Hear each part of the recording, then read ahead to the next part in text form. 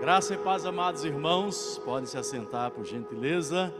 Graça e paz, você que está em casa ou em qualquer lugar assistindo, ou melhor, cultuando a Deus conosco. E essa canção, ela veio a calhar, diz que Deus não para, Deus abre caminho no deserto, Deus brilha a luz dele na escuridão. E eu tenho um testemunho que fala um pouco não, ele fala muito a respeito disso. O testemunho da nossa irmã, chamada Luciana.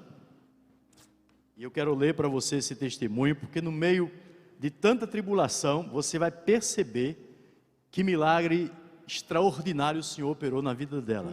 E pode operar na sua vida, pode operar na sua vida, você que está em casa. A paz do Senhor a toda a igreja. Eu quero compartilhar com vocês algo muito forte na minha vida, que é a maternidade. Aos 9 anos de idade, comecei a ter o primeiro ciclo menstrual. Eu fui crescendo e aproximadamente aos 13 anos, fui diagnosticada com a síndrome de ovários policísticos. Desde pequena sempre tive um grande sonho de ser mãe. Porém, eu não tinha noção que isso me prejudicaria a realizá-lo. Aos 15 anos de idade descobri que eu era hipertensa, herança de família. Isso foi péssimo para mim, pois devido ao fato de saber que agora era hipertensa, os médicos não queriam mais passar anticoncepcional, que era o único tratamento para a síndrome. Tive que então parar o tratamento parado, e as consequências da síndrome eram meses sem menstruação, ou fluxos altos quando ela vinha, e por aí vai. Aos 28 anos de idade, de repente comecei a ter hemorragias nos meus ciclos menstruais, a ponto de ter que ser internada para tomar bolsas de sangue. Chegou a um ponto que nada conseguia parar o sangramento. Lembro que a médica que cuidava do meu caso chegou para mim e disse que não sabia mais o que fazer, pois mesmo sem poder tomar anticoncepcional, ela já tinha passado vários e nenhum parava o sangramento. Foi então que ela passou a última alternativa, que graças a Deus resolveu.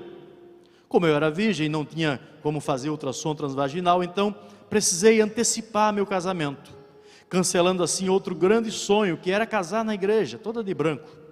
Foi um casamento apenas no civil e a bênção do pastor na igreja. Casei, fiz todos os exames e nada deu nos exames que explicasse aquelas hemorragias. Com 31 anos, parei de tomar o remédio.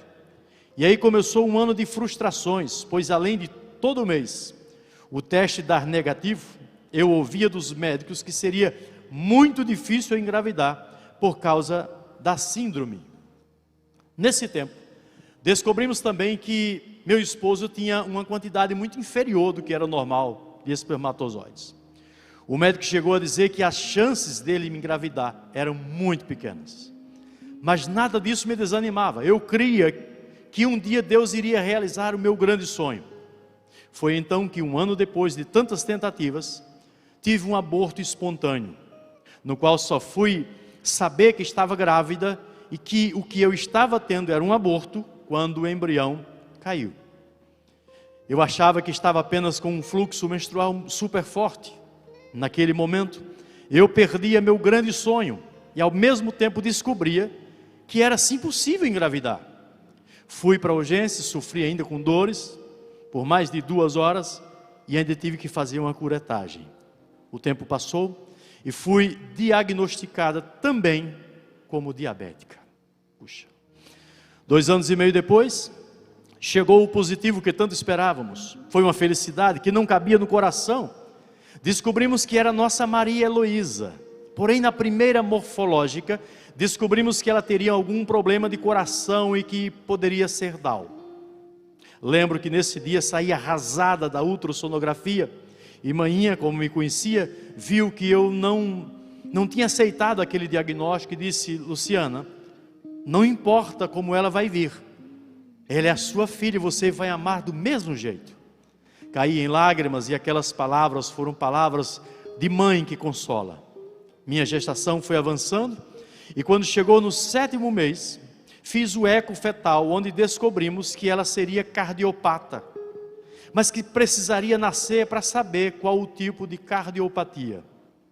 Minha gestação era uma gestação de alto risco, pois eu hipertensa, diabética, já com 35 anos agora, e ainda por cima com uma filha cardiopata. Foi então que com 30 semanas, minha gestação teve que ser interrompida, pois eu estava com pré-eclâmpsia, e o coração da minha filha só estava com 60 batimentos. Minha filha nasceu dia 14 de dezembro de 2019.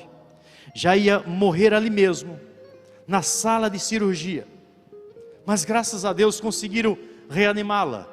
Ela foi para a UTI e somente no outro dia, na hora da visita, pude conhecer ela e saber que a cardiopatia dela era muito grave. Ou seja, ela tinha um coração incompatível com a vida. Não tinha nem onde ser operado. Ela era um milagre. Precisaria de um transplante de coração. Minha filha foi piorando. Na madrugada do dia 17 de dezembro, o médico foi até o quarto e disse que ela tinha piorado. E nesses casos, eles dão a oportunidade dos pais pegarem no colo para se despedir. Saí arrasada do quarto. E eu só dizia: Deus, não acredito que isso está acontecendo comigo. Minha filha veio a falecer 10 minutos depois que saímos desta última visita. Durante o luto eu ainda tinha que ser mais forte, pois a minha mãe passava por uma luta contra o câncer e estava internada. A dor de perder a minha filha era tão grande que parecia que o coração ia partir ao meio. Toda vez que essa dor vinha, eu chamava meu esposo, chorávamos e eu orava a Deus dizendo: Deus, eu sei que o Senhor não pode trazer minha filha de volta, mas o Senhor pode tirar essa dor que está aqui me rasgando por dentro. E digo a vocês, assim Ele fez dia após dia.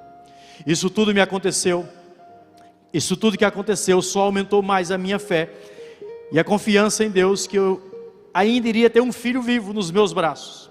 6 meses depois, olha, eu grávida novamente, e em plena pandemia. Tive medo? Claro que sim. A cada exame que eu ia fazer, o medo do passado vinha, o medo de pegar esse vírus, mas Deus estava sempre comigo, me dando forças. Não me contive de tanta felicidade quando manhã e meu irmão Rafael fizeram a revelação que meu bebê era outra menina. Como Deus cuida de cada detalhe. A gestação foi avançando e por causa da diabetes e da pressão alta que não estavam controlando, minha bebê teve que ser tirada antes do tempo. Assim como diz em 1 Samuel, capítulo 1, versículo 27, eis aqui a filha por quem orei, e o Senhor ouviu o meu pedido. Minha filha Giovana, para a honra e glória do Senhor, nasceu dia 3 de março de 2021, prematura, tardia de 35 semanas, mas cheia de saúde, não precisou ir para a UTI. Aleluia. Manhã faleceu 9 dias depois. Manhã faleceu 9 dias depois da minha filha nascer, mas pôde ver, mesmo que pela internet, o meu sonho nos meus braços. Lembrem, confiar em Deus é sempre a melhor opção, pois os planos dele são melhores do que os nossos, e o tempo dele é o tempo mais certo. Deus abençoe a todos. É o testemunho da nossa querida irmã Luciana Valença. Vamos glorificar o nome do nosso Deus. No meio de tanta luta, o Senhor dando vitórias, cuidando e abençoando. É assim que o Senhor faz. Talvez você esteja enfrentando a luta, mas no meio dessa luta, perceba, enxergue, veja como a irmã Luciana viu, Deus cuidando de cada detalhe.